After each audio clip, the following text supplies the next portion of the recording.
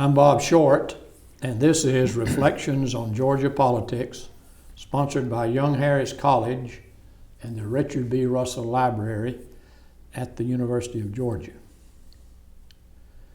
Recently retired after 48 years as president of the Georgia Poultry Federation and the leading advocate for poultry in Georgia, our guest is Abit Massey. In that role, Abbott, you were among the state's most powerful political figures. Welcome to our oral history series. Well, you're too kind, Bob, but thank you. It's an honor to be with you and with Young Harris and the Russell Library. Thank you. Abbott, before we get into what I hope will be a very enlightening discussion of Georgia politics and Georgia's top agricultural crop, let's first talk about Abit Massey. Tell us about yourself. Well, I appreciate you asking, Bob. I had the privilege of mostly growing up in Athens, Georgia, and attending the University of Georgia. Lived at home and enjoyed that. Had the best of both worlds. Had the comforts of home and could ramble on the campus at leisure. I was there in a fascinating time with some of us just out of 11th grade high schools and other much older veterans returning from World War II, so it was an interesting mixture.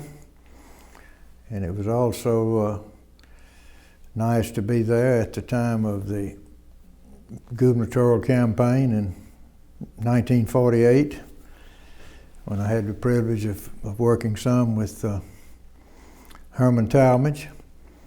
In fact, a group of us organized Student Voters of Georgia organization, with the primary purpose being to be in a position to support Herman Talmadge in that race.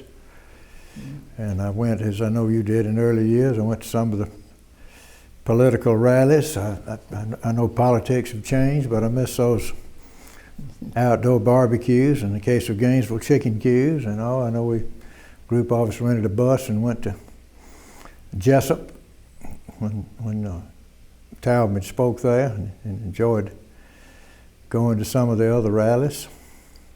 Good. You know, Abbott, somebody has told me that you once said that your father moved the family from Greenville, South Carolina to Athens because he wanted his kids to go to the University of Georgia.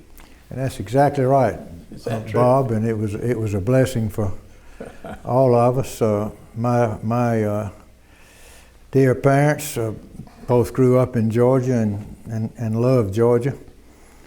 They were an interesting combination in that my mother finished college in less than 4 years, and what was then Georgia Normal College at Milledgeville, and taught school for a couple of years. My father, who was older than she was, like many people did in those days, had to drop out in the 6th grade to work and assist the family and other things. But with Mother having had the education, and Daddy talked about going from Jackson County with his father to Athens to sell produce from the farm and hear in the chapel bell ring, and wish that he could be a student, so that they were determined that all 6 of us have a college education. And we went living in Greenville at the time.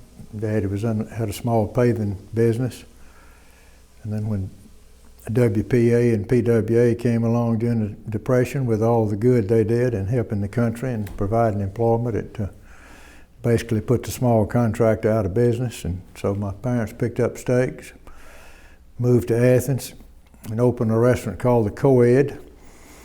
I had one brother, by the way, had been at Georgia, and the second one just starting, and it was obvious that everybody wanted to go to the University of Georgia.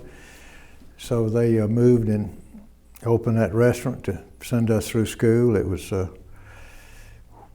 Lumpkin Street, sort of at the top of the hill there on Ag Hill, across from the bus stop, a gazebo, and on the site where the Episcopal Chapel is located now. So anyhow, they worked hard to be absolutely certain that the 6 of us had a college education, and we're glad that for 5 of us. It was the University of Georgia. The 6 of them started there and slipped off, but the rest of us are proud to be UGA graduates. So you spent a lot of time on the Georgia campus as a youngster. Certainly did. I bet you went to the football games.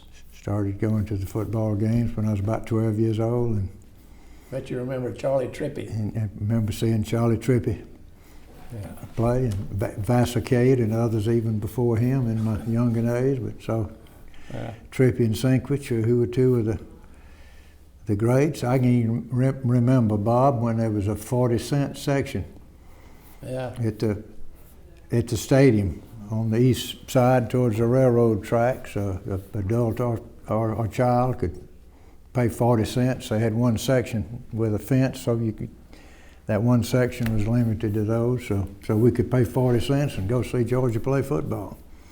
It's been fun to see the stadium grow and expand over the years. I can remember as a youngster when I went there that I think it only seated 20,000 people way back then, but now it's what, 100,000? It's incredible how it's grown. One of the largest in the country now, of course. So. Well, you got a bachelor's degree in public administration and then went to law school. That's correct. I started to law school at the University of Georgia.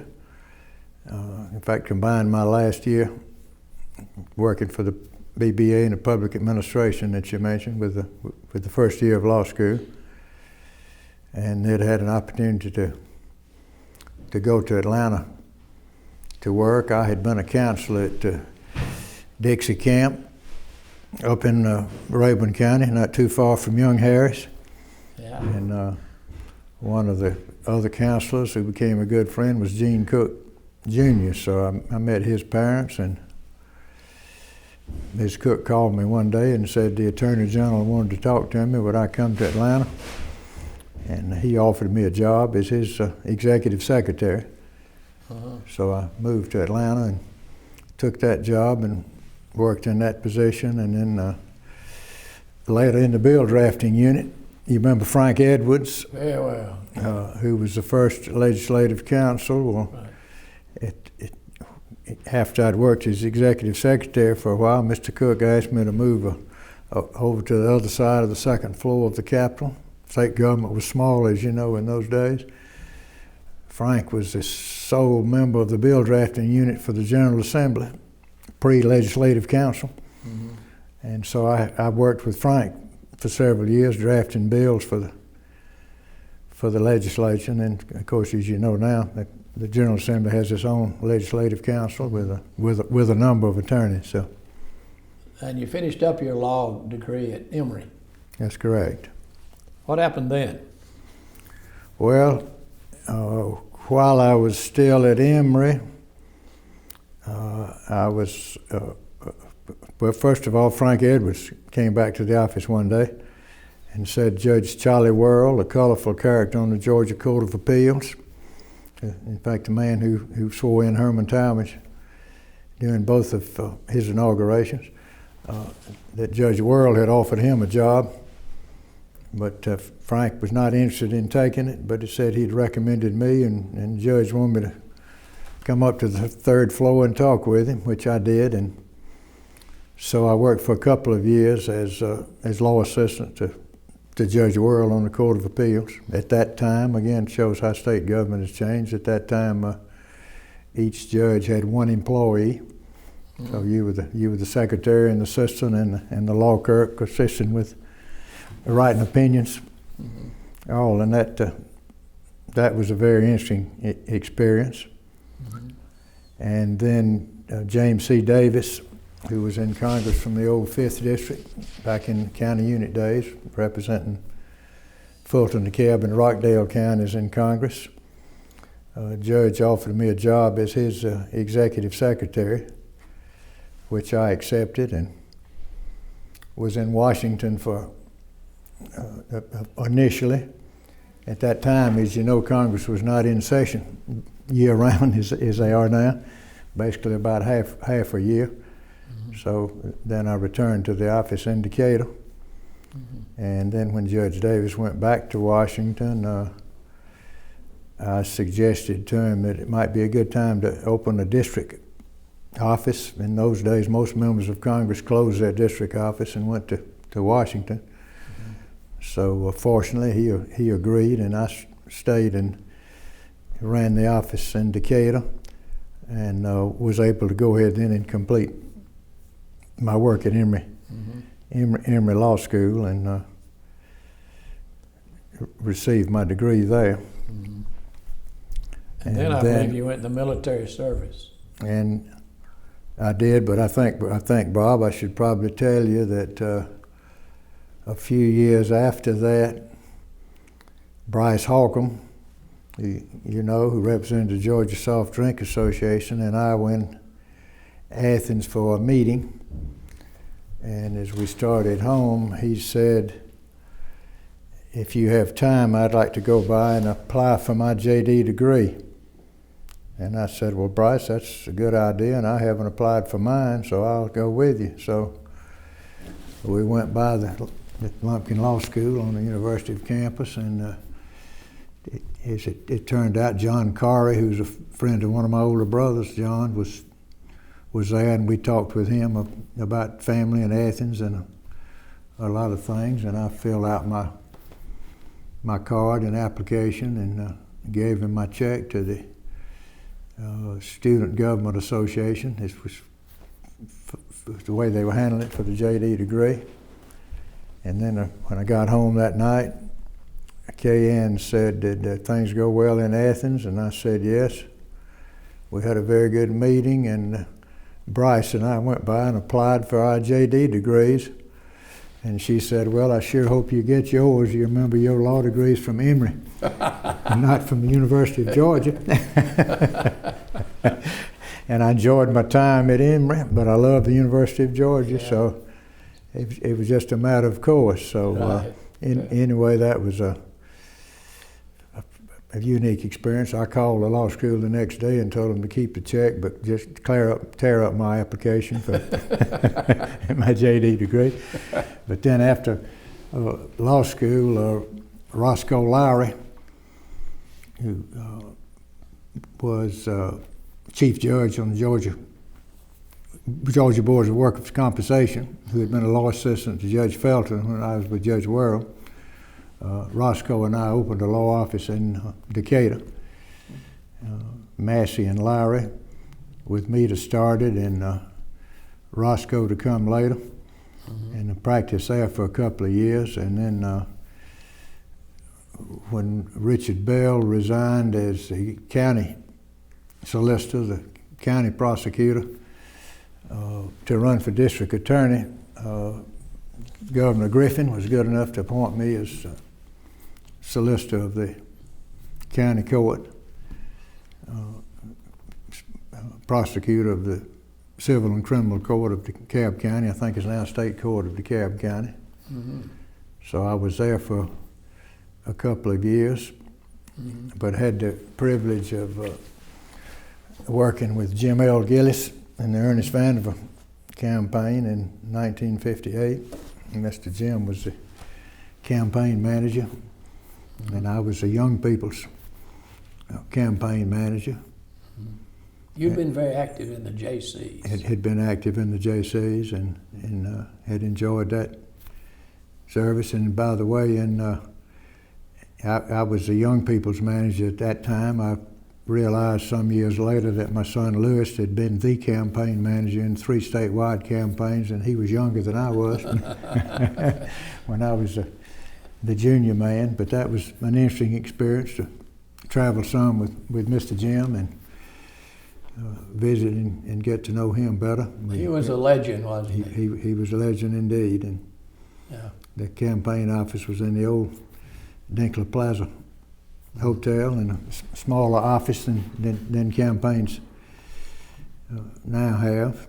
That was a very easy campaign, as I remember. It was. Governor Vandiver, I think carried just about every county in the state. He did. I think maybe every county, maybe but Tift, where his opponent was from. Right. I remember at the beginning of that campaign, Peter Zach Gill saying this will be the last cakewalk for a gubernatorial candidate. The races will be tougher after this. But he had been lieutenant governor and was the clear favorite. So it was not one of the toughest campaigns, but it was interesting, and still a time with the outdoor political rallies.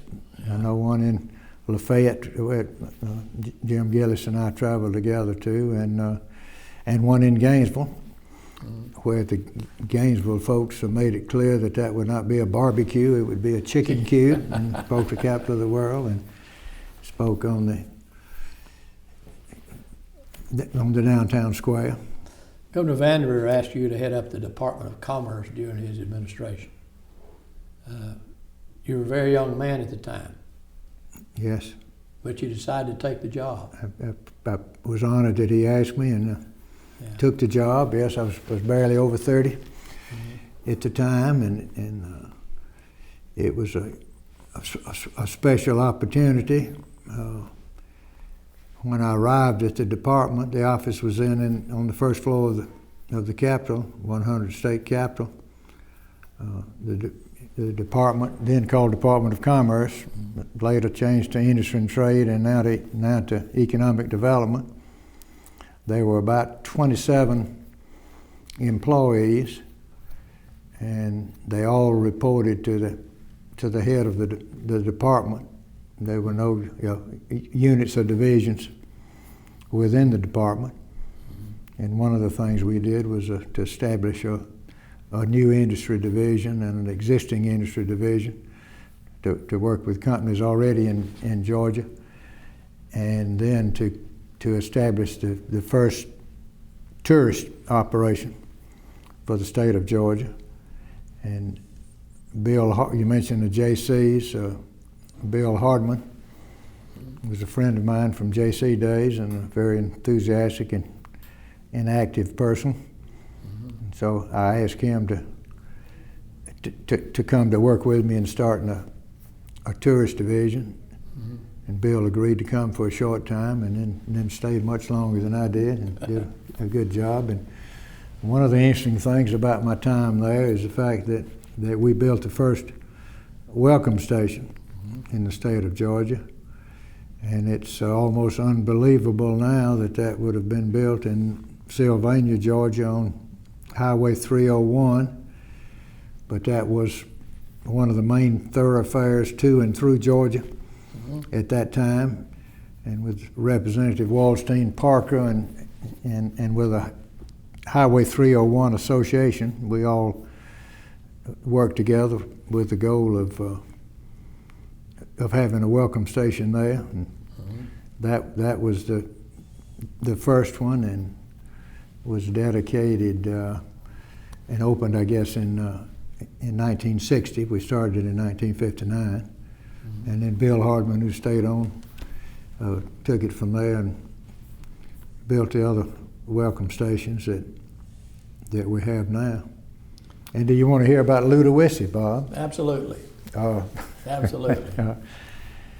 While I was with the department, we got word one day that AAA was about to put all of Georgia on the blacklist because of the traffic light, fast changing traffic light at Ludowici. So I called AAA in Washington and asked if I could come up and talk to them. And we talked about it and asked them if they would hold off until we could see if we could change the situation in Ludowici. And they agreed. Somebody from the highway department, as transportation was then called, went with us. We talked to them, by the way, and they agreed that they would provide a new traffic signal for Ludowici. Ludowici wouldn't have to buy it, that they would provide it. So we drove down to the meeting. I called, by the way, to set up the meeting. This was back in the county unit days, of course. I called Ralph Dawson, the former district attorney for that circuit, who was the kingpin for Long County. And he said, "Why are you calling me? I don't hold any office here." And I said, "I understand that, Mr. Dawson, but I want to see if you'd set up the meeting for us. I know you know all the players." And he said he'd be glad to. So as we were driving into Ludowici, a man named Chapman, as I recall, flagged us down at what was in a service station. The building still stands. The station has been closed for some years, and I don't know whether he'd called to find out what car we were traveling in or whether he was flagging everybody coming through or what, but he stopped us and said he wanted to talk to us about that crowd that we were going to meet with. He was in the other political faction, and talk about the crowd who were the office holders. And we thanked him and went on to the meeting, and had just been there for maybe 30 minutes or so when the double doors like these flung open, and a group of people came in with brass knucks and other things, and it was the darndest fight I've ever seen in my life. Somebody picked up the official city seal there and was about to hit somebody with it till an officer grabbed him. And the fight went on for a few minutes, with Bill and 9 others getting as far out of the way as we could. And then the out crowd left and the in crowd sat down, and we continued the meeting. And after some time, they agreed that they would accept the traffic signal, and which they did, and they put it up, and things went along well for a few years until you remember that Governor Maddox put up billboards in later years when a similar problem had returned. But anyway, that was one of my most fascinating experiences during those days. I'll tell you one very fascinating experience you had. You had an opportunity to meet Miss Georgia. Now that's the highlight of my whole Tell us about that. Political career, Bob, and I appreciate that, because I had the privilege of serving as president of the Georgia JCs and had visited all of the clubs in the state, and we formed some new clubs, and we're proud of that, and built the state headquarters building in Perry during that time. So those years were very meaningful to me at the time. But I was sitting there in my office at the Capitol when I received a phone call from Harold Hughes, who was president of the JCs in Columbus,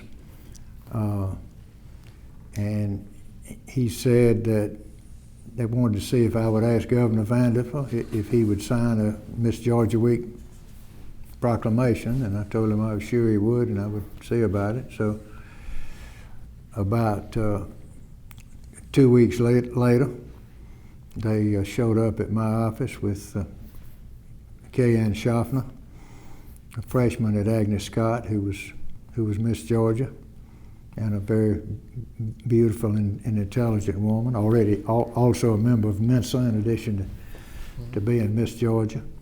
Mm-hmm. So about a week or two later, we were in Buffalo, New York for the JC convention. She and Miss Atlanta were there, and Bill Hardman had arranged a tourist promotion. They were passing out Georgia peaches and literature about the state of Georgia. And I was there not as part of the state delegation, but I was there as a JC member. Mm-hmm. And so I asked Kay-Ann for a date, and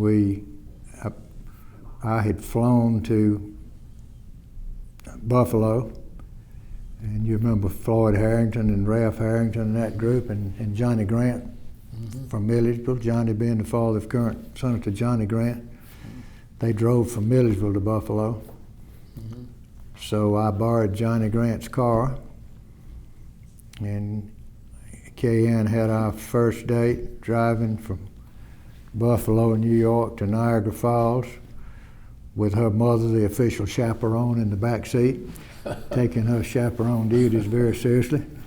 And, which was required. Which was required in those days, that's exactly right. In fact, at the pageant, they couldn't speak to a man, and had a chaperone with them at all times. But anyway, fortunately, after her time as Miss Georgia was over, then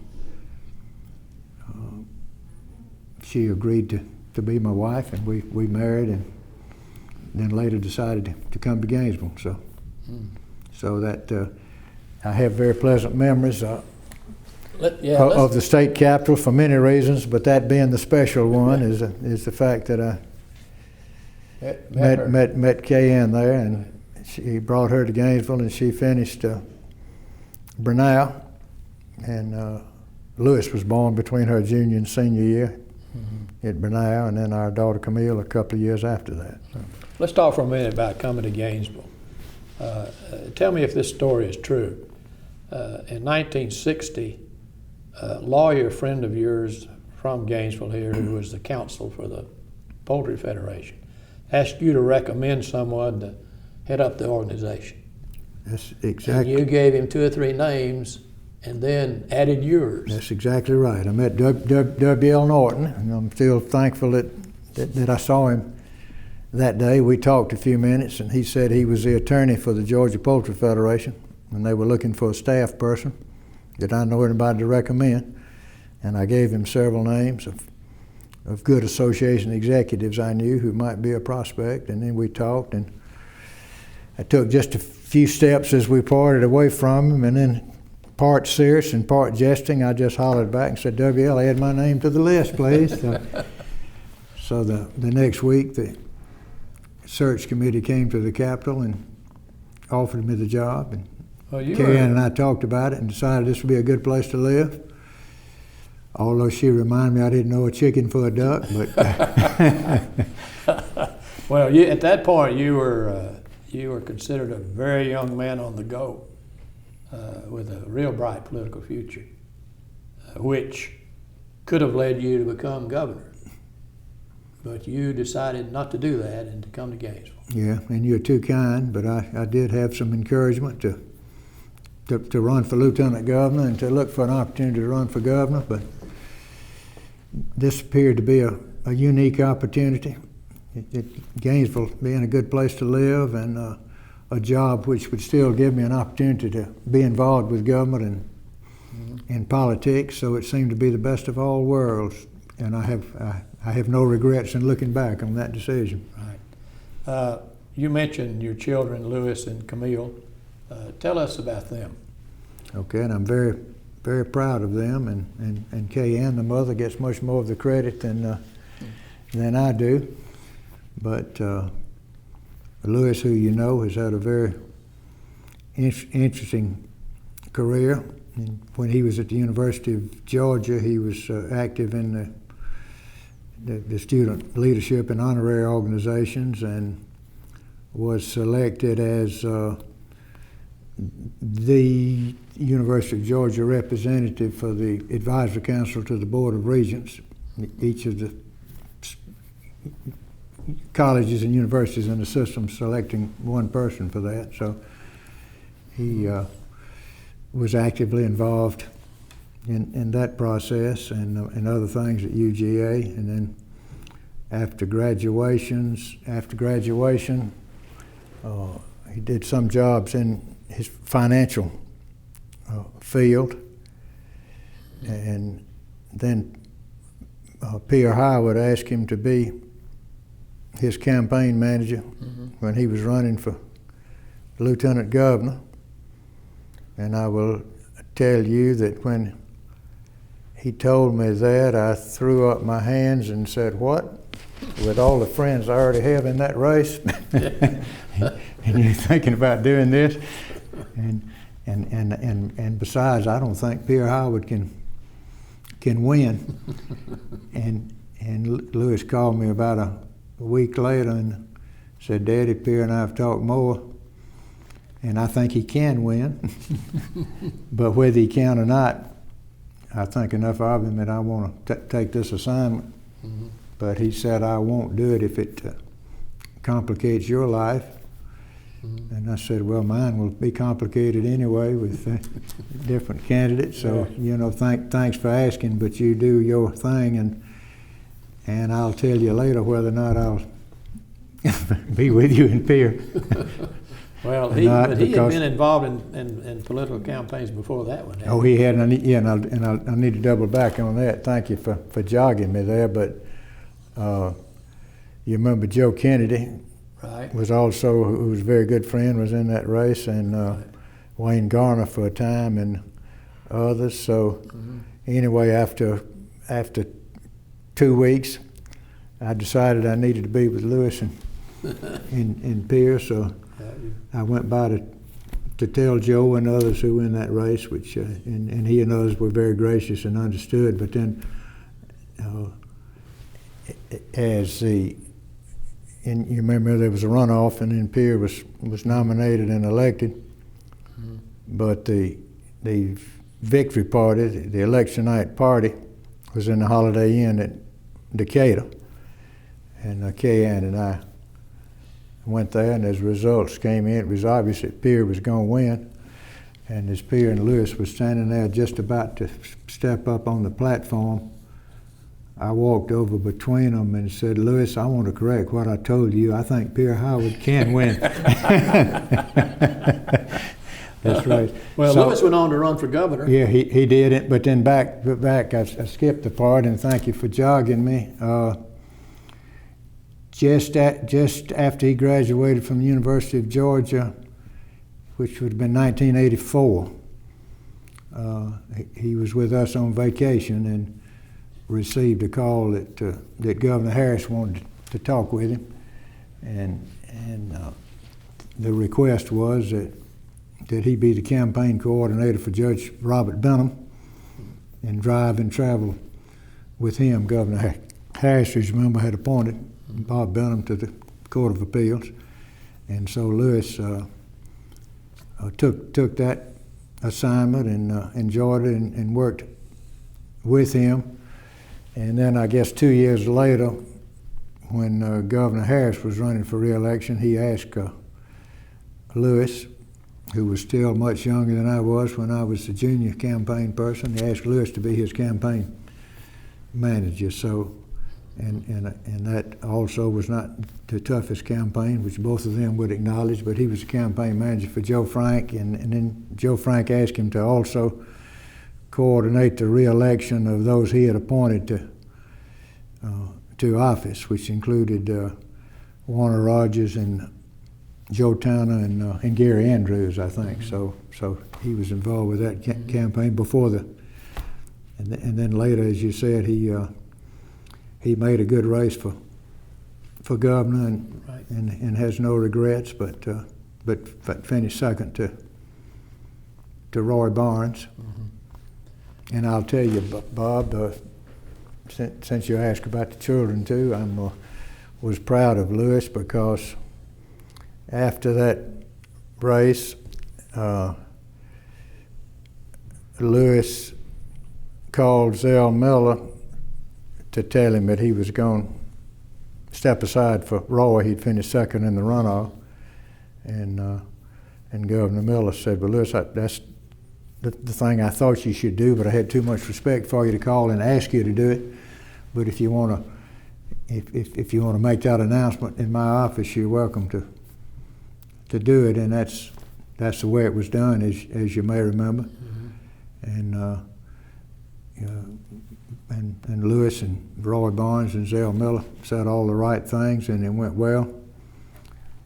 And then about a week later, I had a call from the Barnes campaign to ask me to assist with something. So I called Lewis, and I said, "Lewis, I heard what you said on TV, but now this is just you and me talking. I want to know if that's how you feel, and whether I should, I can either accept or decline this request." And he said, "Oh, for goodness sake, help him any way you can." I meant every word I said. And I was proud of him, because some people never get over losing a race and or having somebody run against them if they win the race. So I was proud of his attitude. So, and my daughter, let's talk about Camille. Camille, I'm also very proud of Camille. She was among other things, the first girl to play Little League baseball in Gainesville. She'd played with Lewis and his friends, and when she reached the age limit, she asked Kay-Ann to take her to the Civic Center so she could sign up. And when they got there, the woman at the desk said, "Y'all wait just a minute, excuse me, please." And had to go back and ask for instructions, but we learned later she'd asked the director of Park and Rec. He said, "Certainly, sign her up." So after Camille, several other girls came in and played that year. And the next year, they organized a girls softball league. So that was the beginning of girls softball in Gainesville.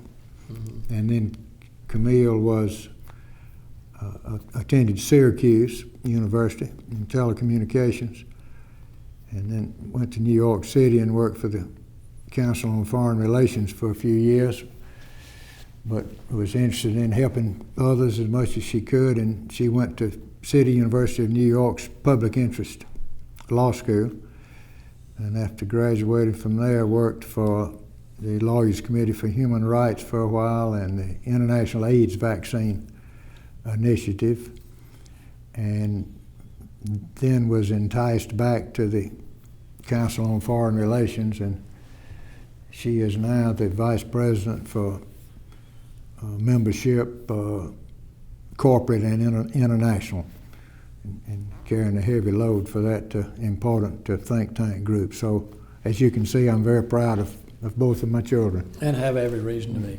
And my grandchildren in the next generation. We'll talk about them another time. Abbott, of course, poultry has been your profession, and you are a walking encyclopedia on poultry.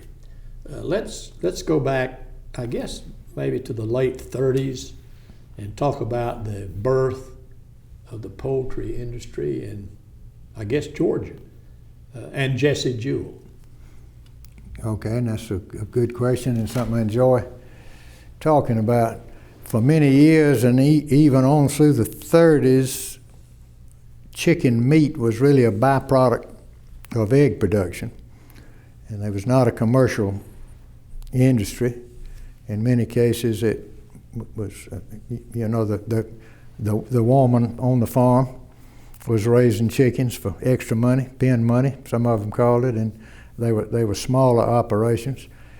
But then World War II, with the need for more food,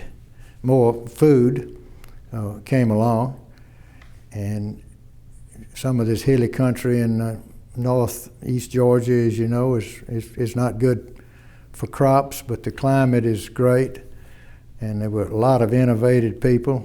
Jesse Jewell, as you mentioned, being one of the key ones, but the commercial broiler industry developed rapidly at that point, and chickens were shipped by train to New York and other places from Gainesville and other places in Georgia. But it began to grow, and Jesse conceived the idea of growing chickens under contract. His family had a small hatchery and feed store, and so early on, I'm told, he gave chickens, baby chicks, to farmers who would raise them, and then they sold the feed to them. Then he came up with the idea of the contract system, so that the company would provide the baby chicks and the feed. The family farm would provide the house and the equipment and the labor. And the company would provide some technical assistance.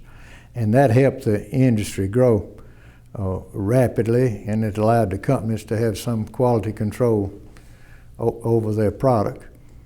So it has grown dramatically over the years. The growing time has been reduced from 16 weeks or so down to 7 or 8 weeks. A larger chicken is grown, a 3.5 pound bird in 6 weeks or so, and larger birds are grown now. Not as much feed is used per pound. It's dropped from over 4 pounds required to produce a pound of chicken to less than 2 pounds now. Mortality reduced. So it has become a major industry, the largest segment of agriculture and of agribusiness in Georgia. 13 billion, I hear. 13 billion a year, and that money spreads through the economy. It provides not only those farm opportunities I mentioned with 4,000 or so farms in Georgia with those opportunities, and many of them have cattle and in South Georgia and other places crops as well, but it's been a staple for the farms, and it provides 100,000 or so jobs in Georgia. And we are now, Bob, producing every single day, about 26 million pounds of chicken and about 12 million eggs. And that product is sent to many other states, but is exported to other countries as well. Now, somewhere between 15 to 20% of all the chickens produced in Georgia are exported to other countries.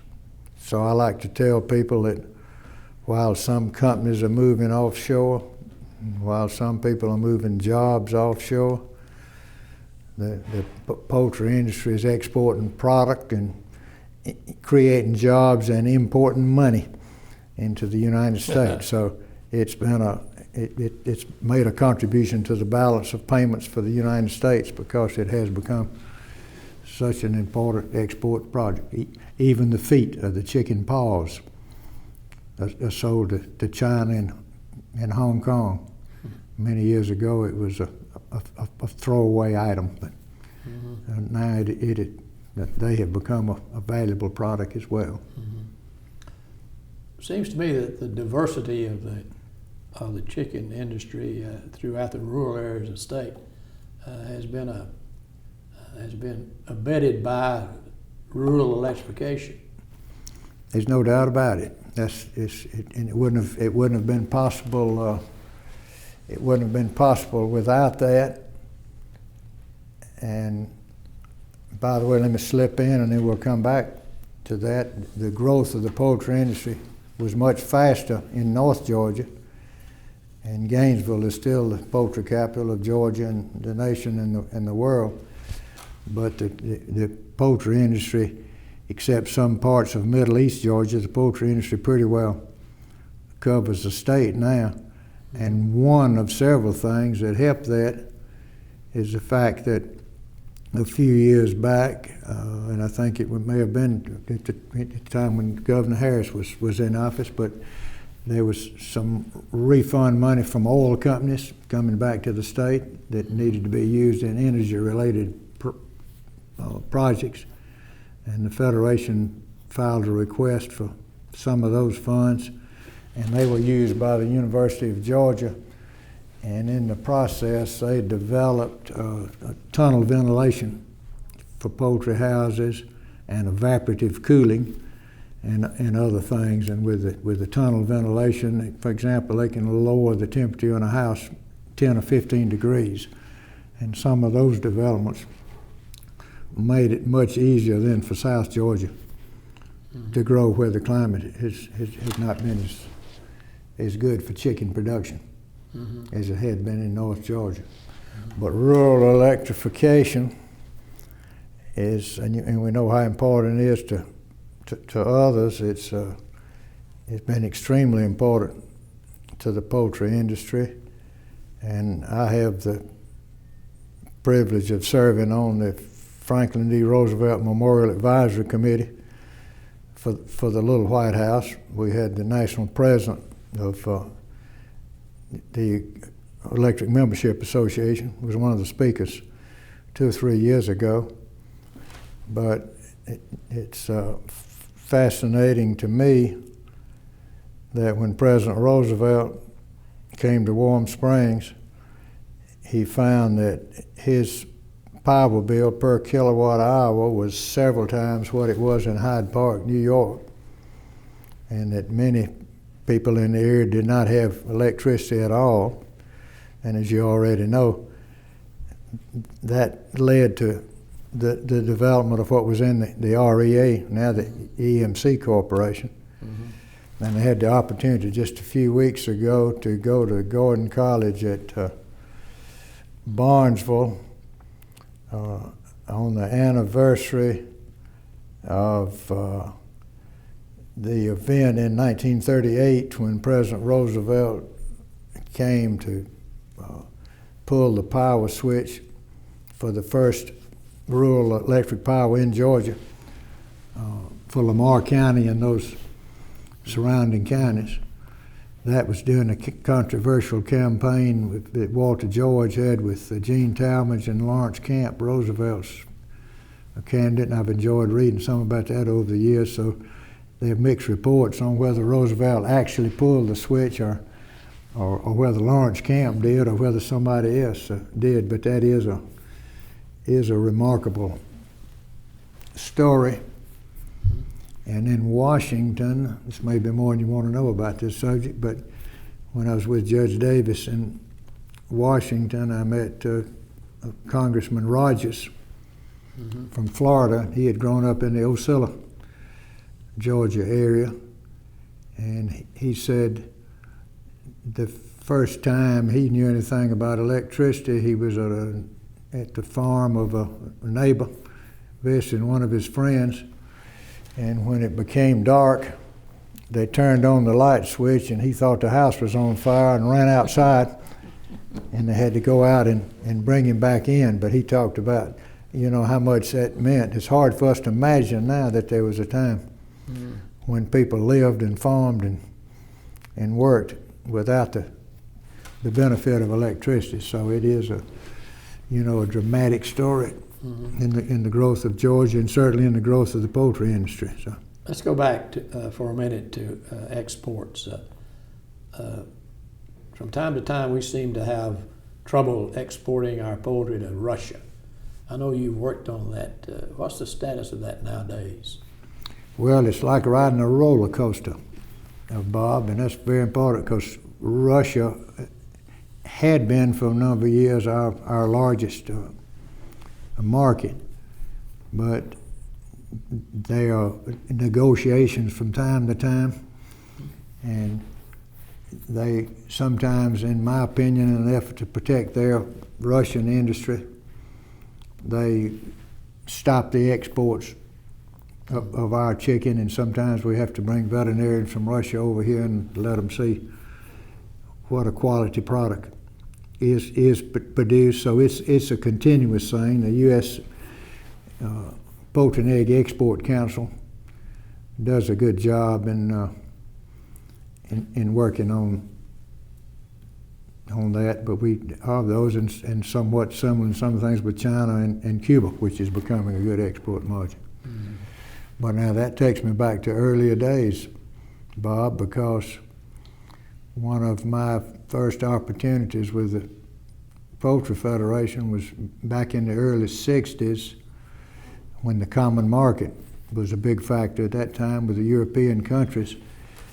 And some things similar to what happens to Russia today, except they were changing the levies while the product was already on the way to European countries, and it was very frustrating, and it was hurting our export market, which was important, but not as large as it is now. So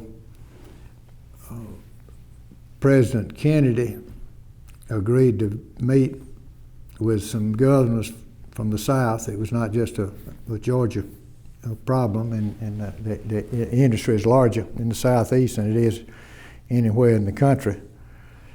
So we went to the White House with Governor Vanderbilt and Governor Barnett from Mississippi and Governor Tidings from Maryland and maybe one or two more. And I will always remember it, among other things, because it was the day after the terrible plane crash in France with the arts group from Atlanta who was there. So we were in the conference room when President Kennedy came in, and the first thing he said is, I want those of you from Georgia, I want to express my sympathy for the accident yesterday. And He talked on about that just a minute, and then we moved on to the discussion of the problem, and we had asked D.W. Brooks to go with us and to participate in the discussion with President Kennedy, which he did, and it went very well. And President Kennedy asked Dean Rusk, who was then Secretary of State, to go to Germany and meet with Chancellor Adenauer on this poultry export problem, which he did, and with great results. And Dean Rusk, who later was at the University of Georgia, as y'all know, used to talk about how that when it got over there, that the Chancellor Adenauer said, "Now let me get this straight. You mean the President of the United States sent you over here to talk to me about chickens?" And he said, "Yes, sir." So that export, has been a problem through the years, but it is a very important market, and ultimately the right things seem to be done. You mentioned quality. Let's talk a little bit about the laboratory over the University of Georgia that does scientific research on poultry production. Does that serve to improve quality? It certainly does. In fact, I'll tell you that the University of Georgia clearly has the best poultry program of anybody in the country or in the world, and it's a multiple program. I have the Department of Poultry Science, which is the older department, and which is very important in the teaching and research and extension in poultry. They do a great job with the extension program, investing with companies and individual farmers to assist them, and they've done excellent research in nutrition and genetics and other things that have made it possible for the industry to continue to grow. And then that it's in the College of Agricultural and Environmental Sciences, which also has an excellent Department of Food Science. And it, of course, is devoted to the total food industry, but like the Department of Poultry Science, they do a great job with poultry work, and the two work very closely together. And then there's some work in the Department of Ag Engineering within the College of Agriculture. In fact, the project I mentioned earlier about the thermal ventilation was a joint project of Ag Engineering and Poultry Science. And then the College of Veterinary Medicine has the Poultry Diagnostic Research Center and the Department of Avian Medicine, which also are the leaders in the country and the world. For example, they have a Master of Avian Medicine program, and the graduates of that program are widely sought throughout the country in the poultry industry because of the education and training they receive there at UGA.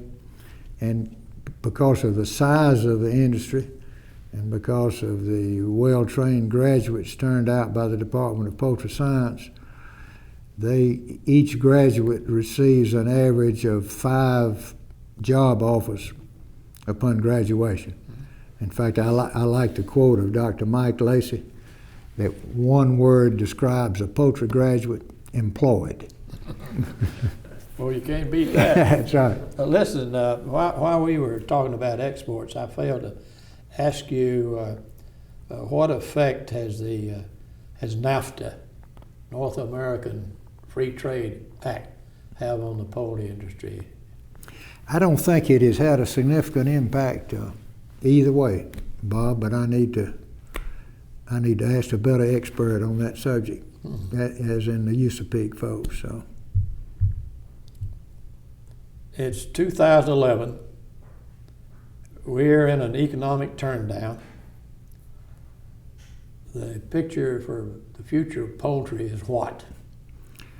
Well, it would be very, very good if it were not for the fact that the federal government has been playing around with ethanol for about 10 years.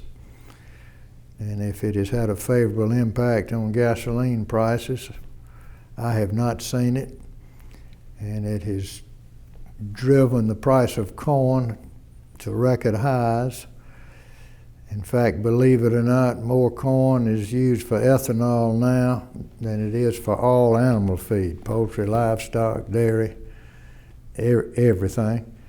So it has put terrible pressure on companies and growers. So per capita consumption is growing again. By and large, through the years, over the last 50 years, per capita consumption for chicken has increased steadily every year. That's domestic consumption has increased every year until just a few years ago. There were 2 consecutive years of declines, but it is increasing again now. And exports have increased, as we talked about, and they are good opportunities still there. The per capita consumption in the United States is something in the range of 83 or 84 pounds a year. In other developed countries of the world, it's just about 15 pounds. Some can produce chicken and some cannot, so we have opportunities there. So hopefully the future is still good, but it at the moment in 2011 is the most difficult position I've seen it in since I've been with the Poultry Federation, and it's primarily due to feed cost. And chicken being a perishable product, you can't automatically raise your prices like some people do. Mm-hmm. So broiler prices, chicken meat prices have not gone up as some other foods have. Egg prices have fared a little bit better, but the cost of production has gone up dramatically and continues to rise. So we continue to remind Washington of the devastation really that the ethanol program is causing. Mike Welch from Harrison Poultry, a former chairman of the National Chicken Council, was in Washington recently to testify to a committee to point out some of these things and how at the moment, as much as I hate to say it, as a moment I don't think any poultry company in Georgia or the United States is in the red. I think they're all losing money. And though the poultry farmer has a guaranteed contract, they are paid X amount per pound of chicken with incentives for using less feed and doing various things on the farm. They can earn more that way, but they in effect have a floor under them, so they are not hurt directly by a declining market. But as companies face decisions of what do we do now when they're losing money, then at some point it's going to impact how many chickens they can place as to whether they have to cut back chickens to certain growers or eliminate growers, and it certainly takes away for at least a time the opportunity that we've had continuous through the years of new chicken houses being built. Mm-hmm. And by the way, some of the last ones, some of the latest ones built it's mind-boggling the size that they have grown to. Some of them are 300 feet long by about 65 feet wide. So think of 3 football fields long and 50,000 chickens in one house. And those have provided some efficiencies of production, but there are very few of those in comparison to the smaller and older houses. Mm-hmm.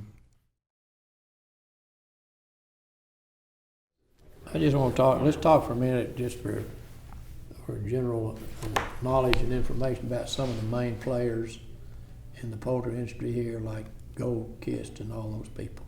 How are they doing?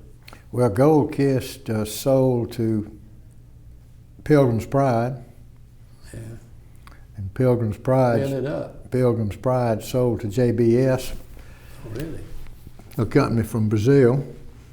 But That company, still under the name of Pilgrims, it is the largest company in Georgia, and the second in the country. Tyson is first in the country, and Tyson has 2 complexes in Georgia. And then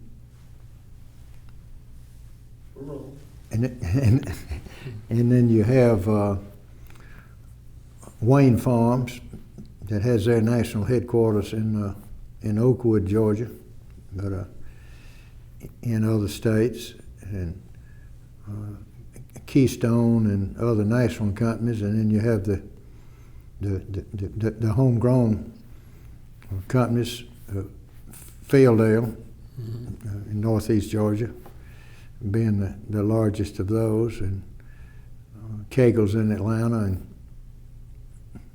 Claxton in South Georgia, and several others, but those are some, and Harrison, who I mentioned earlier. Harrison at Bethlehem is one of the family-owned companies. So we have a mixture of national companies headquartered other places with operations in Georgia, and a national company in Georgia in other places, and then we have the companies that are based here with their main headquarters and main operations.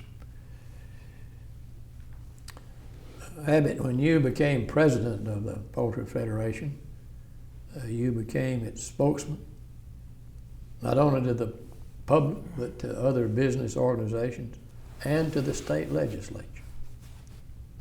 That meant lobbying. Tell us about your career as a lobbyist. Well, I've enjoyed that, Bob, because as you know, it's a fascinating place to be.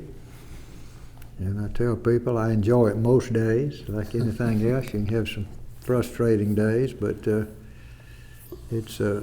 I enjoy the process. They're nice people to work with, and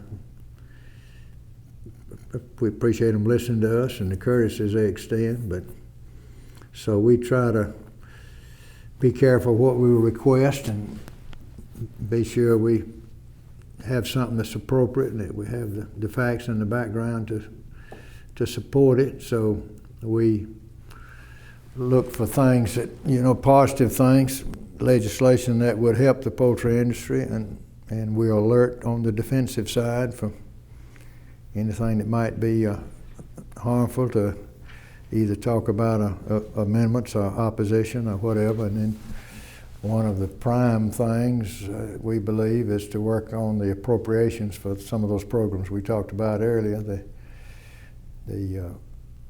All of them throughout the University of Georgia. Our Poultry Diagnostic Laboratory Network, which is headquartered in Hall County, but with branch labs in other parts of the state. And then we have a poultry research program at Georgia Tech. They work on robotics and machine vision and other things. And while some of us may feud with them a day or two a year in athletic events, the Georgia Tech poultry folks and the UGA folks work together extremely well, and they've done a number of joint projects through that arrangement. What are some of the issues that you felt most important to poultry producers from a legislative standpoint? Well, probably one was the legislation providing a sales tax exemption on propane gas and other fuel used in poultry houses. And that was the first fuel exemption of any kind in the state of Georgia. But we thought it was important that the company provides some things, as we talked about earlier, but a major expense for the farmer is the fuel. At that time, heating was the main thing. Cooling later became a factor, but the initial law was the exemption for propane and other fuel used in heating poultry houses.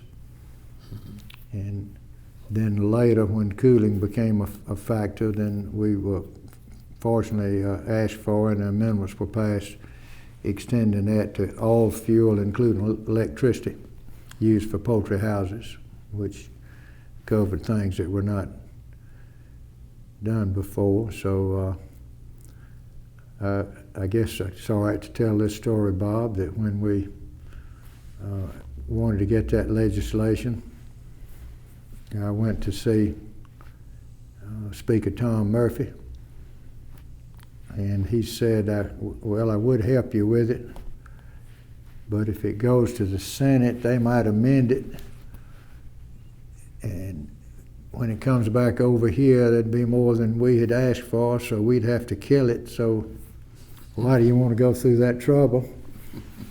And I said, well, suppose that the Senate would agree to pass it like y'all did. And he said, if they'll do that, we'll go with it. So I went to see mine and your friend Zell Miller, the lieutenant governor then, and he said, well, let me talk to Terrell Starr and Joe Kennedy and Al Holloway and Hugh Gillis and Tom Allgood. And he said, if they'll agree with me, we'll tell you that we won't amend it. And I said, well, do you want me to start talking to some of them? And he said, if you would, go ahead. And just let me know what they say. So I talked to them and then went back to the lieutenant governor and told him they were all in agreement. So he said, fine, tell them over there to go. So we went back to see the speaker. Bill Barnett was going to introduce it, Representative Forsyth, so he and I went to see the speaker, and I told him what we'd learned across the hall, and he said, fine, go with it. So we went downstairs where Joe Mack Wilson was chairman of the Ways and Means Committee, and Bill Barnett handed the bill to Chairman Wilson and said, we came down to talk to you about this sales tax exemption. And Joe Mack just sailed it back across his big desk and said, we're not taking up any sales tax exemptions this session. And I said, Mr. Chairman, we just left the speaker, and he said we could proceed with it.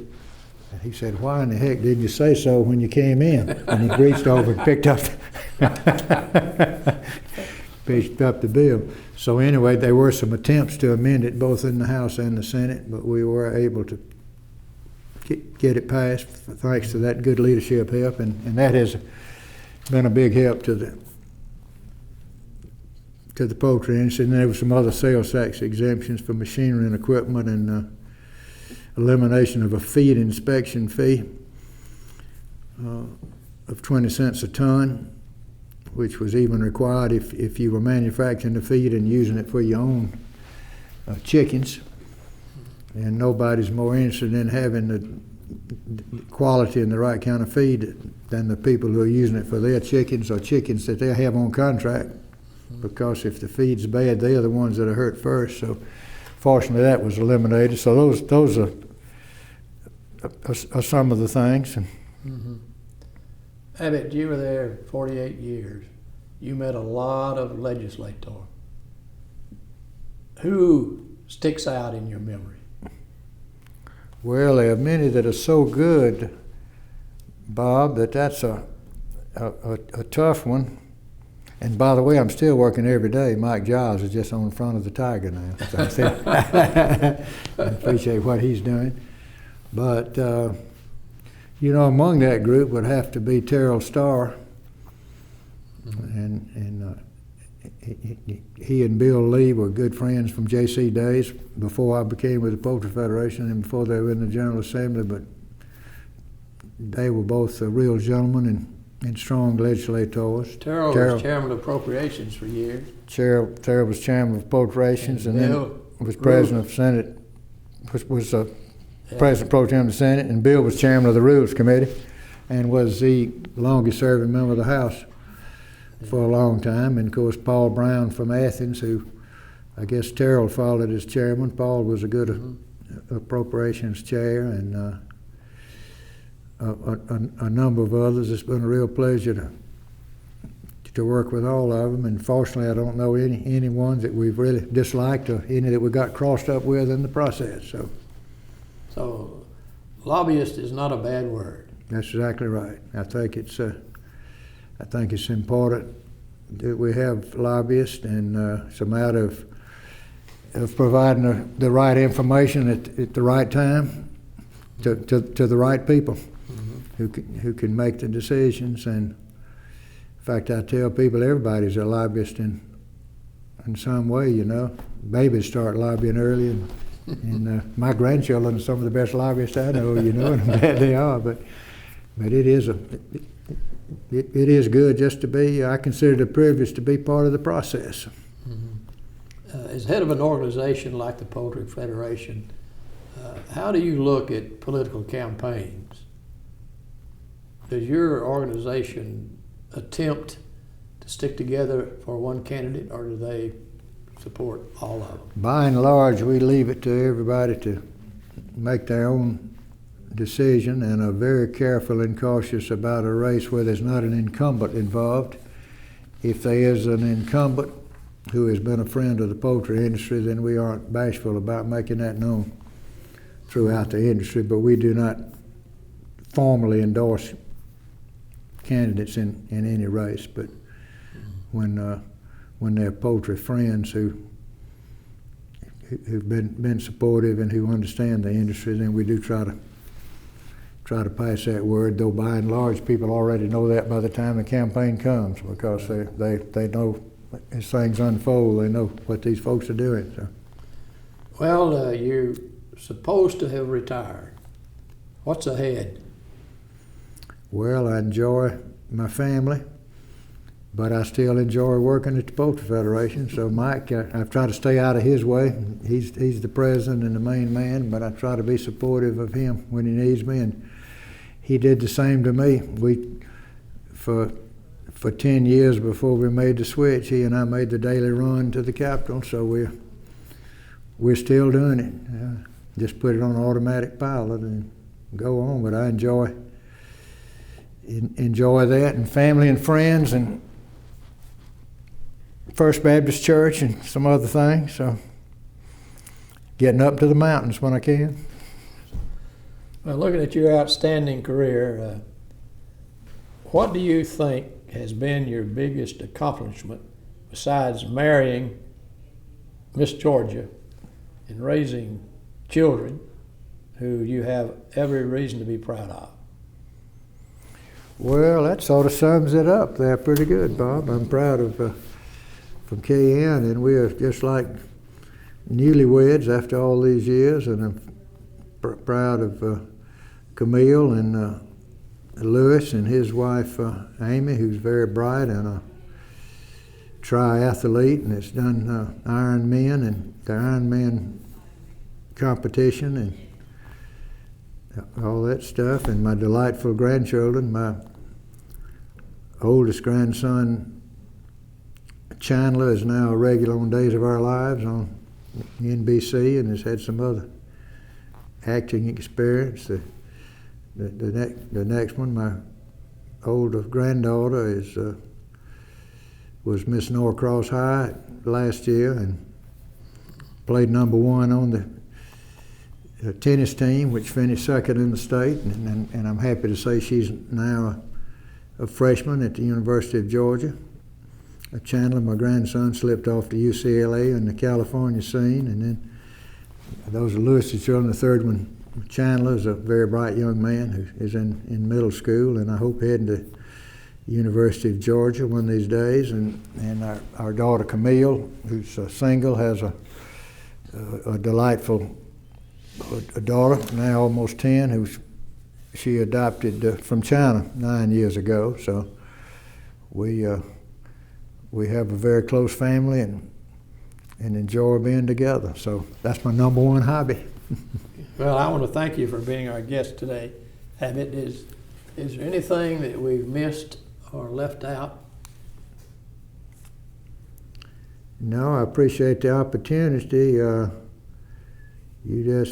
should rattle off a bunch of other names about legislative friends, like our friend Sam Dawson and others that we've talked about, and so many others. You know, the various speakers and lieutenant governors and others have been very, very helpful to us, and the committee chairs, but I appreciate them. And then my other real hobby is the University of Georgia.